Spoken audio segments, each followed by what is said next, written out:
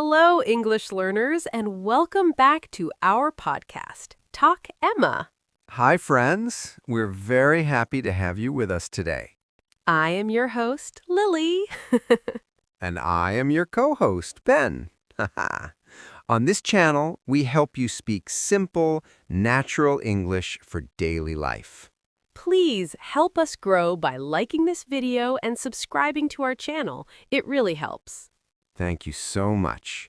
Today's topic is something we all spend a lot of time on, our jobs. Our jobs, yes.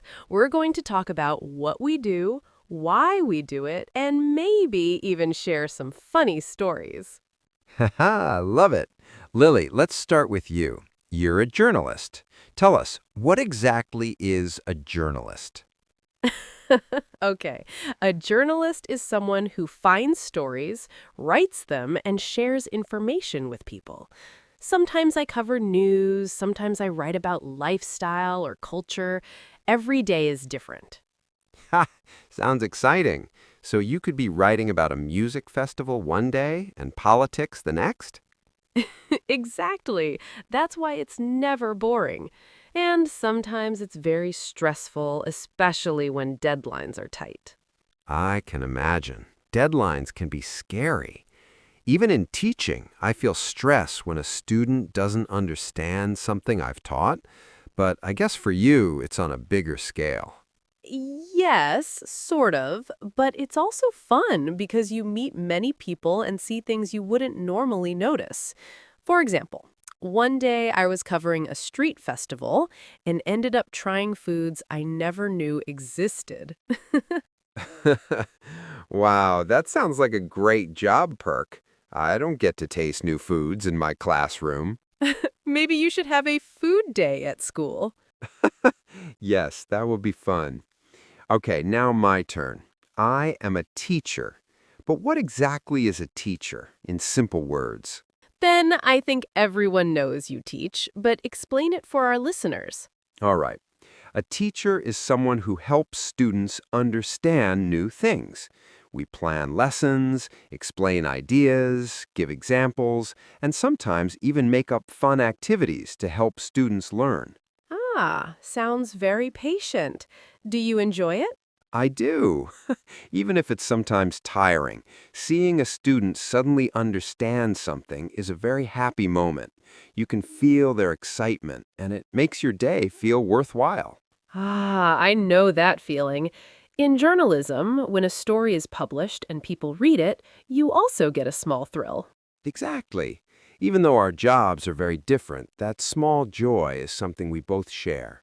Ben, how long have you been teaching? I've been teaching for 8 years now. 8 year, wow. Yes, and you? How long have you been a journalist? 5 years. Time flies, doesn't it? Yes, and even after all these years, I still learn something new every day. Same here. Every story teaches me something new. It could be about people, society, or even myself. Speaking of learning, let's talk about the skills we need. What is the most important skill for a journalist, Lily? I think it's curiosity. You have to notice things, ask questions, and want to understand. Ah, yes, curiosity. For teaching, I think patience is the most important. Students learn at different speeds, and you have to adjust to each of them. Patience is very valuable. I think both our jobs need communication skills, too. Absolutely. You need to explain things clearly and sometimes with humor, right? Yes, humor makes stories more enjoyable. Even serious stories can benefit from a little light touch. I agree. I use humor in class all the time. Sometimes a small joke keeps students awake and focused. Yes, I think we both secretly enjoy making people smile. Definitely. Okay, now let's get into the daily part. Let's start with mornings. Mornings decide how our whole day feels. Exactly. Morning routines are very important, even if they are different for each job. For me, mornings start with checking my lesson plans. I like to review what I will teach so I feel prepared. That's quite interesting. And I usually start with emails and messages from editors. Sometimes breaking news comes in overnight, and I have to quickly decide what to do first. Sounds stressful already. Sometimes, yes, but it's also exciting. After that, I usually go out for a short walk or have coffee. It helps me wake up fully before diving into writing. Ah, I do a similar thing. After planning my lessons, I prepare my classroom, check supplies, and sometimes review students' previous work. So we both have a bit of preparation time. Yes, preparation really helps. Once classes start, my day moves fast. I can imagine.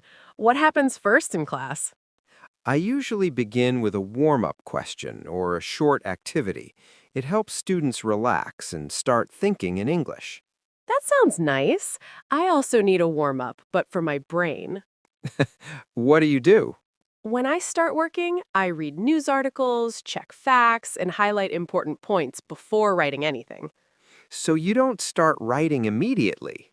Not at all. First, I organize ideas, then I write drafts, and later I edit them again and again. That's interesting. In my case, while teaching, I explain lessons, ask questions, and help students when they get confused. Do you stay busy the whole time? Pretty much. Between classes, I check assignments, mark papers, and sometimes talk to students one-on-one. My work is similar in a way. Between writing, I attend meetings, take calls, and sometimes rush to meet deadlines. Deadlines sound scary. They are, but they also keep me focused. True. By midday, I usually feel tired but satisfied. Same here. Once the main tasks are done, it feels good to see progress. Different jobs, but busy days. Exactly. And that's what makes work interesting. By the time lunch comes, I'm usually very hungry. Same here. Lunch break feels like a small reset in the middle of the day. Ben, where do you eat at school? At school, I usually eat in the staff room, something simple and quick. What about you? I often eat at my desk or nearby cafe. If I'm busy, lunch becomes very short. Do you still check work during lunch? Ugh, sometimes, yes.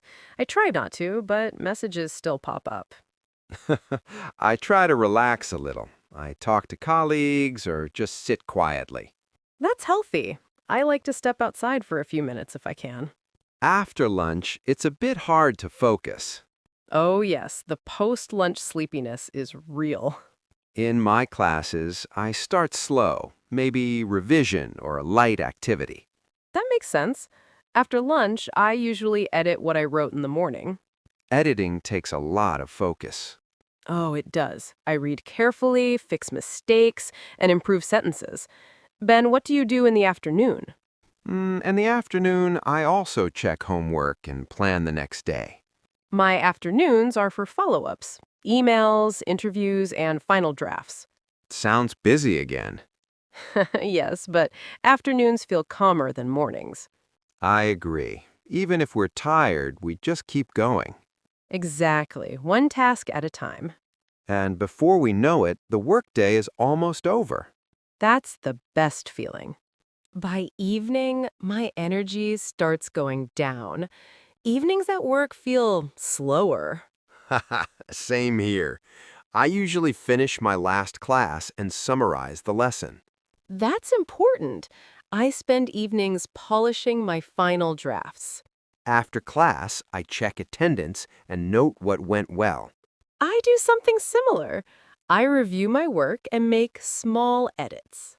Do you plan for the next day in the evening? Yes, I quickly list tasks for tomorrow. It clears my mind.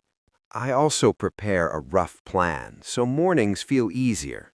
Evening work is quieter, right? Oh, definitely. Fewer questions, fewer interruptions. That's when I can focus deeply. Ben, what do you do after that? Oh, after that, I tidy my desk and pack my bag before leaving. Same. I close tabs, save files, and shut down my laptop. And then comes my favorite moment, logging out. Yes, that feeling of I'm done for today. I say goodbye to colleagues and leave the building. I do too. Sometimes we chat for a minute before heading out. Yes, stepping outside feels refreshing. Like switching from work mode to personal life. Well said. Even if the day was busy, leaving work feels satisfying. Exactly. Another workday completed. Now time to relax. And recharge for tomorrow. Wow. Ben, we talked so much about our work today. I got to know what you do at your school. You prepare lessons, teach classes, help students, check homework, and grade assignments. Yes, that's pretty much my daily life. And I liked how organized your day is, from morning planning to evening wrap up. Thanks. And I learned a lot about your job, too. You check emails, follow the news, write articles, edit drafts, attend meetings, and work with deadlines. You remember everything. It's busy, but I enjoy it. Different jobs, but both need focus and planning. And a lot of energy. True. Talking about it makes me appreciate the work even more. Same here. It was nice sharing our workday. Yes. And now comes the most important part of our podcast, the vocabularies. We're going to learn some useful work words we use today. Are you ready? Of course. Let's begin. So the first word is preparation. It means getting ready before you start working. Repeat after me. Preparation. Preparation. For example, my morning preparation includes checking lesson plans. Or, good preparation helps me work faster. Preparation can be for anything. Yes, you can prepare for exams, for interviews, or for simple tasks like cooking or cleaning. Next word, colleagues. Colleagues are the people you work with. Repeat, colleagues. Colleagues. For example, I eat lunch with my colleagues. Or, my colleagues help me when work gets busy. You only use the word colleagues for the people you work with in an office. Oh, yes, that's very important to know. For example, if you work with your mom in the kitchen, you don't say, she is my colleague. Yes, but if you work in an office with your friend, you can say, my friend is also my colleague. Next word is deadline. A deadline is the time when work must be finished. Yes, you have to finish work before that time. Repeat after me. Deadline. Deadline. For example, I have a deadline to finish this article today. Or, teachers also work with deadlines. Next word, follow-up. Follow-up means checking or continuing something after it's done. Repeat, follow-up. Follow-up. For example, I send a follow-up email after the meeting. Or, I do a follow-up with students after class. And our last word is wrap-up.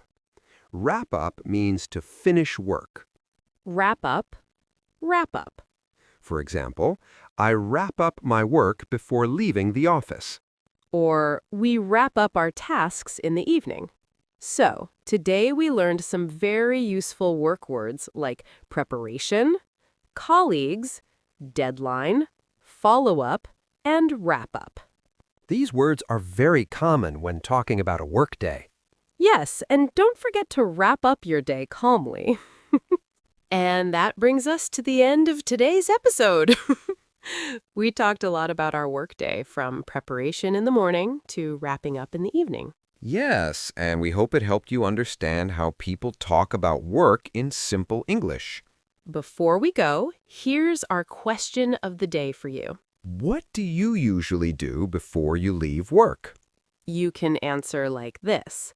I wrap up my work by, or I do a quick follow-up before leaving. Keep your answers short and simple. Share it in the comments. We'd love to read it. Thanks for listening and learning with us today. See you in the next episode. Take care.